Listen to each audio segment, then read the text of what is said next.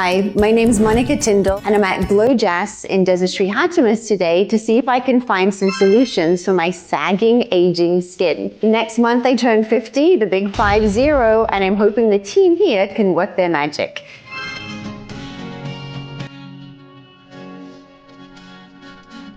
So I've just finished 2 treatments at GLOJAS. The first was a laser hair removal. It was surprisingly not painful. I thought it might have been a little bit too prickly, but it was over in seconds. I won't know the results of that for a few sessions. It takes several sessions apparently for it to fully work, but the first session was good so far.